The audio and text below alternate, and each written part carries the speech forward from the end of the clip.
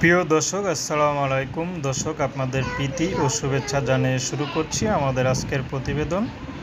তো দর্শক, আজকে আমরা এক গ্রামের অসহায় নিরীহ মেয়ের জীবনের গল্প তুলে ধরব, যার নাম হচ্ছে সুলতানা। সুলতানার বিয়ে শাদী হয়নি, বিয়ের অনেক ঘরেই আসে, কিন্তু বিয়ে হতে চায় না, কারণ তার বাবা মা নেই। সুলতানা থাকে তার দাদির কাছে। তো দাদি টুকটাক ঘর সামলায়, আর সুলতানা তার বান্ধবীদের সাথে একটা কারখানায় কাজ করে।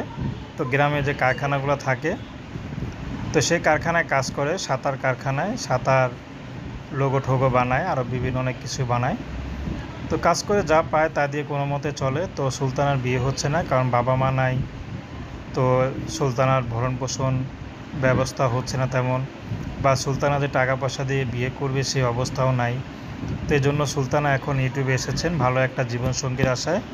সেই মানুষটি যেমনই হোক, গ্রামের কৃষক হোক বা খেটে খাওয়া কোনো প্রবাসী পুরুষ হোক, যে অনেক দিন প্রবাসে রয়েছে, এখনও বিয়ে শাদী করেনি, একা আছে, তো এখনও জীবনসঙ্গী খুঁজছে, বা প্রবাসে আছে, স্বামী স্ত্রী বাংলাদেশে পরকীয়া চলে গেছে, স্বামী একা, তেমন পুরুষ পেলেও সুলতানা রাজি আছে। তো সুলতানা বেশি পড়াশোনা করেনি, গ্রাম অঞ্চল অল্পই করেছে, তার মধ্যে তার বাবা মা নাই, দায়িত্ব নেওয়ার মতো কেউ নেই।